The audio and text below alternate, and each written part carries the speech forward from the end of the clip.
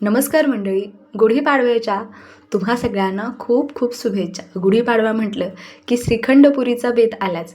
तर आज आपण बनवतोय मस्त अशा टम्म फुगलेल्या खुसखुशीत पुऱ्या. तर ह्या पुऱ्या तुम्ही बघा ना, ह्या पुऱ्या बनवत असताना आपण यामध्ये खास 2 पदार्थ घातलेले आहेत, जेणेकरून या पुऱ्या एवढ्या भारी झालेल्या आहेत. तुम्ही बघा ना, ही पुरी हलकीशी आपण दाबली ना तरीसुद्धा टम्म फुगते. आणि महत्त्वाचं म्हणजे पुरी कितीही पातळ लाटली ना तरीसुद्धा टम्म फुगते बरं का. आणि महत्त्वाचं म्हणजे पुरी म्हटलं की तेलकटपणा हा आलाच. पण मी ज्या टिप्स सांगितलेल्या आहेत ना, या टिप्स जर तुम्ही फॉलो केल्या ना तर पुरी अजिबात तेलकट होणार नाही, छान खुसखुशीत होईल. बरं, खूप उशीर न करता रेसिपीला सुरुवात करूया. जर तुम्हालासुद्धा अशा पुऱ्या बनवायच्या असेल तर रेसिपी शेवटपर्यंत बघा आणि रेसिपी कुठेही आवडली ना तर व्हिडिओला लाईक करा. आता इथं पुरी बनवत असताना ना खोलगट भांडे घ्यायचं, म्हणजे आपल्याला पीठ व्यवस्थित मळता येतं. तर इथं मी 2.5 वाट्या गव्हाचं पीठ घेतलेलं आहे. तुम्ही तुमच्या फॅमिली अनुसार पीठ कमी जास्त करू शकता. त्यानंतर आपल्याला यामध्ये 2 साहित्य घालायचे आहेत, जे खूप जास्त खास आहेत, जेणेकरून आपल्या पुऱ्या तेलकट होत नाही, खुसखुशीत होतात. त्यातला सगळ्यात महत्त्वाचा इन्ग्रेडियंट आहे ते म्हणजे रवा. तर इथं आपल्याला रवा हा बारीकच वापरायचा आहे आणि 2 चमचे रवा इथे घेतलेला आहे. आणि सगळ्यात महत्त्वाचा इन्ग्रेडियंट जे तुम्हाला कोणीही सांगणार नाही ते म्हणजे 2 चमचे मैदा घालायचा. मैदा घातल्यामुळे पुरी तुम्ही कितीही पातळ लाटली ना तरीसुद्धा टम्म फुगते आणि भरपूर वेळ अशीच टम्म फुगलेली राहते. त्यानंतर 2 चमचे तेल घातलं, चवीनुसार मीठ घातलं. हे सगळं छान सुरुवातीला मी एकत्रित करून घेतलं आणि त्यानंतर थोडंसं पाणी घालत आपल्याला हे घट्टसर पीठ भिजवायचं आहे. खूप सैल नको, घट्टसर भिजवायचं आहे. पुरीचं पीठ मळत असताना ना एकखट्टी पाणी कधीच घालायचं नाही. थोडंसं पाणी घालायचं, छान घट्टसर मळून घ्यायचं, लागन तसंच पाणी घालायचं. आणि आपण चपातीला जे पीठ मळतो ना बघा, ते पीठ हलकंसं पातळ असतं, छान असं मऊसूद असतं. तसंच पुरीचं पीठ हलकंसं घट्टसर असतं, जेणेकरून पुऱ्या खूप तेलकट होत नाही, छान अशा खुसखुशीत होतात. यासाठीच आपल्याला पुरीचं पीठ हे घट्टसर मळायचं असतं. आता इथं मी बऱ्यापैकी पीठ हे व्यवस्थित मळून घेतलेलं आहे. आता झाकण ठेवायचं आणि लगभग एक 10 मिनटासाठी ना हे पीठ आपल्याला व्यवस्थित असं मुरवून घ्यायचं आहे. पीठ मुरवून घेतलं ना तर पीठ अजिबात हाताला चिटकत नाही, पुऱ्यासुद्धा आपल्या खूप मस्त अशा तयार होतात. आता इथं 10 मिनटासाठी हे पीठ मी झाकून ठेवलं होतं. झाकण काढलं. आता यावरती ना अगदी थोडंसं तेल घालायचं, खूप जास्त तेल घालायचं नाही. हलकंसं तेल घातलं आणि हे पीठ व्यवस्थित असा पुन्हा मी मळून घेत आहे. जितकं छान पीठ तुम्ही मळून घ्याल ना पुऱ्या तेवढ्या छान टम्म फुगतात आणि मस्त खुसखुशीत होतात, अजिबात तेलकट होत नाही. आता हे पीठ मी बऱ्यापैकी व्यवस्थित असं मळून घेतलेलं आहे. आता काय करायचं ना, यामधला एक गोळा मी तोडून घेतलेला आहे. आता याचे छोटे छोटे असे पेढे तयार करून घ्यायचे.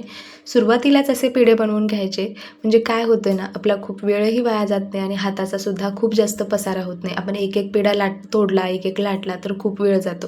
त्यामुळे इथं मी सुरुवातीला सगळेच पेढे बनवून घेतले. आता आपल्याला हे एक एक लाटून घ्यायचे आहेत. पीठ व्यवस्थित मळलं ना तर पुरी लाटण्यासाठी तुम्हाला पीठ लावण्याची गरज नाही किंवा तेलसुद्धा लावण्याची गरज नाही. इथे तुम्ही पाहू शकता, पळपोट बेलण्याला मी काहीही न लावता ही पुरी लाटते. याचाच अर्थ तुम्ही समजू शकता की मी पीठ किती व्यवस्थित मळलेलं आहे आणि प्रमाणसुद्धा व्यवस्थित घेतलेलं आहे, जेणेकरून ह्या पुऱ्या तुम्ही कितीही पातळ लाटल्या ना तरीसुद्धा टम्म फुगतात. बघा, खूप जणांच्या पुऱ्या पातळ लाटल्या की कडक होतात, खूप जास्त जाड लाटल्या की त्या व्यवस्थित होत नाही, थोड्याशा अशा कच्च्यासारख्या वाटतात. पण या पद्धतीने जर पीठ तुम्ही तयार करून घेतलं तर पुरी टम्म फुगणार, अजिबात अशी वातट वगैरे होणार नाही. इथं बघा, तेलही लावलं नव्हतं आणि पीठही लावलं नव्हतं तरी देखील पुरी व्यवस्थित लाटलेली आहे. बरं, तुम्हाला जर असं वाटत असेल की बिगर तेल किंवा बिगर पीठ लावता पुरी लाटणं शक्य नाही तर तुम्ही थोडंसं तेल लावू शकता. पण जर सुकं पीठ लावून जर आपण पुरी लाटली ना तर काय होतं ना, मग ते आपलं जे तेल आहे ना ते खूप जास्त खराब होतं, ते पुन्हा वापरात येत नाही. आणि ते पुऱ्यांनासुद्धा हलकंसं जे पीठ असतं ना ते तेलामध्ये जर करपलं तर त्या पुऱ्यांना लागतं आणि मग पुऱ्यासुद्धा दिसायला व्यवस्थित दिसत नाही, छान अशा बदामी रंगावर दिसत नाही, त्याला हलके हलके काळसर डाग दिसतात. त्यामुळेच तेलावरच पुरी लाटून घ्यायची. बघा, बोलता बोलता इथं मी पुऱ्या लाटून घेतलेल्या आहेत. 5-6 पुऱ्या लाटून घ्यायच्या सुरुवातीला आणि त्यानंतर गॅस चालू करायचा, तेल गरम करायचं आणि 2-2 पुऱ्या आपल्याला तळून घ्यायच्या आहेत. तर तुम्ही पुऱ्या बघू शकता, मस्त अशा पातळ आहेत, खूप जाड नाही किंवा खूपच अशा पातळ नाही, मध्यम पुरी लाटून घ्यायची आहे. बरं मंडळी, तुम्ही जर आपल्या चॅनलवर आज पहिल्यांदा आला असाल, आणखी आपल्या चॅनलला सबस्क्राईब नसेल केलं तर जरूर सबस्क्राईब करा. तर इथं मी सुरुवातीला तेल छान असं तापवून घेतलं आणि त्यानंतर गॅस हा मध्यम ठेवायचा. गॅस त्यानंतर लहान मोठा अजिबात करायचा नाही. मध्यम गॅसवर पुऱ्या एकसारख्या तळल्या जातात. आता इथं पहिली पुरी मी सोडलेली आहे. तुम्ही बघू शकता मस्त असा बदामी रंग आलेला आहे आणि पुरी काटोकाट फुगलेली आहे. तुम्ही पाहू शकता. आता तुम्ही बघू शकता तर मी दुसरीसुद्धा पुरी सोडलेली आहे. तेलामध्ये जेवढ्या पुऱ्या मावतील ना तेवढ्याच पुऱ्या यामध्ये घालायच्या, म्हणजे तुम्ही 2-2, 3-3 पुऱ्या इथे तळून घेऊ शकता. मी पुऱ्या खूपच लहान बनवलेले नाही आहेत किंवा खूपच मोठ्या नाहीत, तर ह्या मध्यम अशा पुऱ्या आहेत. आता पुरी भाजत जरी असताना ना काय करायचं ना, म्हणजे तळत असताना काय करायचं, पुऱ्यांच्या जे कडा आहेत ना त्या अशा फिरवून व्यवस्थित अशा तळून घ्यायच्या. नाही तर ज्यावेळेस पुरी फुगते ना त्यावेळेस कडा थोड्याशा कच्च्या राहण्याची शक्यता असते.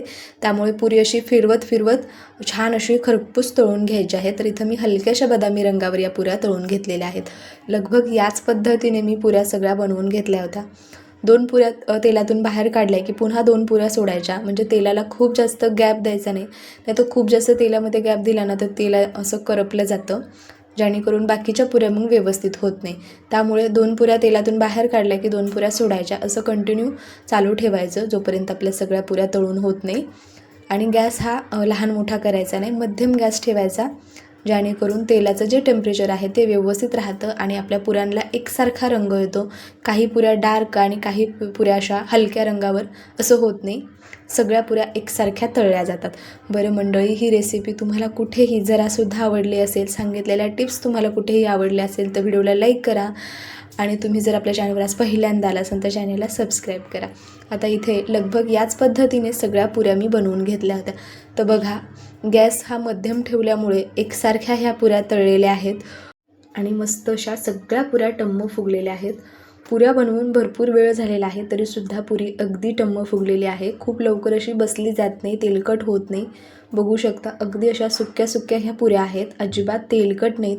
आणि ह्या पुरीला हलक्या हाताने जर तुम्ही प्रेस केले ना तर पुन्हा ही पुरी फुगली जाते. याचाच अर्थ आपण जे पुरीचं पीठ मळण्यासाठी जे प्रमाण वापरलं होतं ते अगदी योग्य होतं, जेणेकरून या पुऱ्या खुसखुशीत झालेल्या आहेत, मस्त अशा झालेल्या आहेत, अजिबात तेलकट नाही. ही रेसिपी जरूर तुम्हीसुद्धा एकदा फॉलो करा, तुम्हाला खूप जास्त आवडेल. एक पुरी तुम्हाला तोडूनसुद्धा दाखवते. बघा मस्त अशी खुसखुशीत आहे आणि पुरी मी खूप अशी जाडसर अजिबात लाटलेली नाही, छान अशी पातळ पुरी आहे तरी देखील टम्म फुगलेली आहे. याच पद्धतीने आपण सगळ्या पुऱ्या बनवल्या होत्या.